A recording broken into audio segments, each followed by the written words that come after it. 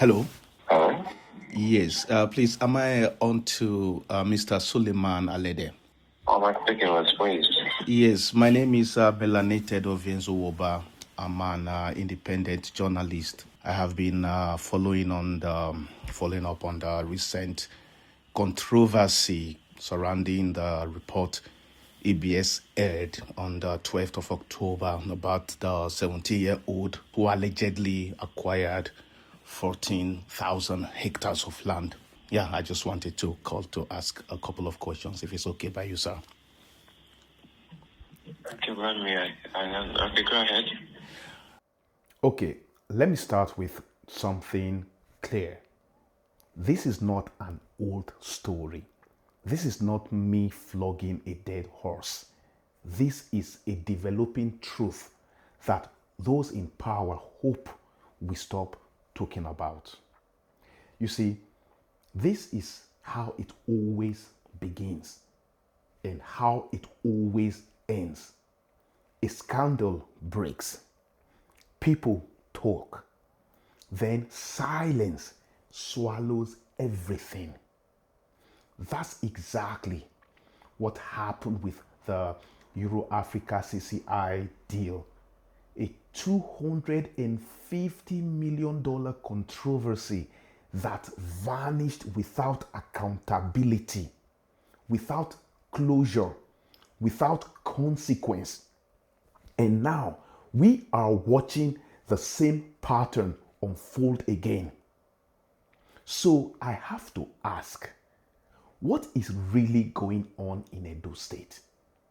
Are we now a people so used to being lied to that we treat it as normal? Because when we let things like this slide, we are telling those in power that lying to the public is acceptable, that deceit has no price, that truth is negotiable. And because silence is how lies win, I, Melanated of Ovienzowoba, refuse to give silence that victory. You see, it's been barely a week since I posted my first investigation on a story about how the Edo Broadcasting Service aired a government report that was later denied by the Edo Geographic Information Service. Now, EBS said it got the story from official government press release. The statement or press release, as you actually, the one you referenced, came from the right and approved source. But the government house, through the chief press secretary, Fred Itwa, later disowned that same release, claiming the only statement they knew about was the one from the Edo GIS debunking the report of EBS. There was no press release from me regarding that matter. So if EBS ran a press statement, it wasn't signed by me. I did not say anything. Okay, so the only statement issue that I'm aware of is the one by Edo GIS where the story was refuted. At first, many thought it was just a communication error, a harmless mix-up. You see, but when a government can issue a press release one day, deny it the next, and then go completely silent, that's not confusion. That's a cover-up rehearsed to look like incompetence. It's not a mistake at all. It's pure orchestration. Now, understand this moving forward. This video isn't a repeat. This isn't me flogging a dead horse or nitpicking on an old story. This is a continuation, an unresolved case that still demands clarity, because the silence surrounding this story is the real story now. And before silence buries it like every other scandal, we need to understand what's truly happening here. Because what looks harmless, a fake news scandal, a fake news denier, actually exposes something much deeper, a rot within the very machinery that produces public truth. It shows how easily facts are erased and how quickly government institutions can sacrifice their own credibility to protect political power. Think about it. Something doesn't sit right here. There are too many contradictions, too many convenient silences. And then the story suddenly vanishes. No one is talking about it. No press briefing, no correction, no apology, just silence, as though the people of Edo don't deserve closure. And the people of Edo are just letting this slide. That's why I had to come back, not to flog that dead horse, but to unearth the one that is buried. Because what happened after my last video changed everything. That actually begs the question. So if the... Are you sure you saw that here on EBS? The news is still there. You see, after my last conversation with Fred Emokpae, the director of news at Edo Broadcasting Service, EBS, where he pretended not to know anything about the report aired by his own station, I kept asking myself, what made him backpedal? What happened to his earlier statement? Then I checked again, and there it was, on EBS' own Facebook page, a live radio program titled Morning Drive, recorded on the 13th of October 2025.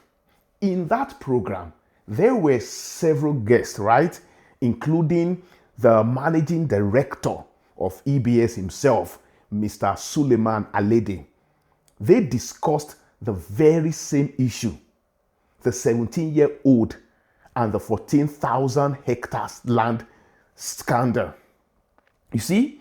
So how could Fred Emokpae, the director of news, pretend not to know that his own station reported that story? The question led me straight to the managing director of EBS himself. You see? Now, when I reached out to Mr. Suleiman Alede, he confirmed on record that there was indeed a press release corroborating Fred Emokpae's earlier statement, right? He said EBS received it through official government channels. He even told me he would instruct Fred Emokpae to go there, that is the government house, and obtain a hard copy of that release. Because, as you said, there's been some kind of press release which wasn't duly, it was sent, what do you call it again? It was sent by electronically. So I've asked Fred to go there and get the hard copy. He also revealed that Edo GIS was invited by EBS to come on air and explain their denial.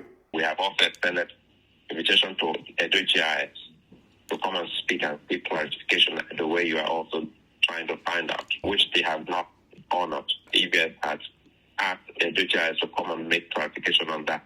Okay. So as we are speaking now, they're yet to confirm when they will appear on EBS. So at this point, this story isn't about a 17-year-old anymore. It's about a government that has mastered the art of lying in sequence. First, they speak. Then, they deny. Then, they hide. But my recordings don't forget. And tonight, you will hear them in their own words. But first, let's listen carefully to what the Managing Director of EBS, Mr. Suleiman Alede, let's listen to what he said when I called him. He tried, as a professional journalist, to be cautious. I respect that. I give him that. He's a very great guy. However, in doing so, he confirmed far more than he intended. So take a listen. Because we know fully there was a release, as Fred said, but that denial now puts a question mark. So let's wait for the journalists that are doing that. I'm not the one on the pitch. So if I understood what you said, sir, is that you are confirming that a press release came from the government. I'm not confirming anything. Don't put words in my mouth. I just told you that from what... No. I'm going with what you said. You said Fred Emokpae, the director, has told you that there was an unsigned. And I'm saying that I'm going to tell you. No, I didn't say that, sir. Maybe it wasn't clear. You said, no, hold on. I'm hoping that you're recording this. Because yes, I am. Yeah, good. He said that from approved government channel. Yes, I said that. From approved government channel, yep. Definitely the channel to me will be a soft copy. So I'm going to ask him to find out if they have a hard copy of that release. Okay. And I said, to the thing, I'm still at work, so I will tell him, have a face-to-face meeting and ask him to get that to you since he already has communication with you. Yeah, what I said, sir, is that I got an unsigned copy from Tony Ikpasaja. It was Tony Ikpasaja who gave me the unsigned copy, and what he gave me was not what they sent to EBS. What he told me was the press release debunking the story. That was what I got from Tony Ikpasaja that was unsigned. You see, Mr. Alede admitted that there was indeed a press release. You see, corroborating what Fred Emokpae said in our first conversation. He said that it was sent, that release was sent electronically, and that he had instructed, or he will instruct Fred Emokpae to go to the government house to get the hard copy of that release. So that single statement changes everything, because it means the story EBS heard came from a government channel. Yep. It means there was a release before the Edo GIS denied it. And it means that Edo GIS has been invited to clarify on air, but they have refused to show up. It means EBS didn't make up the story as Edo GIS and the CPS to the governor want us to believe. You see? There was no press release from me regarding that matter. So the EBS ran a press statement. It wasn't signed by me. I did not say anything. You see what's going on here? You see that? But I'll break it down for you, okay? Now, the MD confirmed, Mr. Alede confirmed there was a soft copy of the press release, okay? Now, he will send Fred Emokpae to collect the hard copy from the government house. Now, Edo GIS has refused to honor EBS invitation to clarify. But I, as a journalist, as an independent journalist, I have the entire timeline on record. That's what we call a chain of custody, and it exposes a cover-up, not a misunderstanding. So, where does all this leave us? If Mr. Alede can produce the press release, it means that Edo State can no longer say there was no press release. They can no longer say EBS fabricated the story. They can no longer say or pretend that Edo GIS denial closed the case. Because now the contradictions are documented, which means the truth is alive, buried under bureaucracy, perhaps, but not dead. And I, Ovienzowoba, I will not relent until we uncover what really happened. They need to tell us what happened. And to those of you watching, this isn't just about a 17-year-old or 14,000 hectares of land anymore. It's about the credibility of our institutions and the right of Edo people to know when their government is lying. This isn't just confusion. This is not, don't let them fool you. It's orchestration. And until the truth comes out, I, Melanated, Ovienzowoba, will keep digging, because silence is how lies survive. And in Edo State, silence has lasted long enough. Enough is enough. This is not the end of the story, okay? This is just the part where the liars start running out of lies. I'll keep you updated.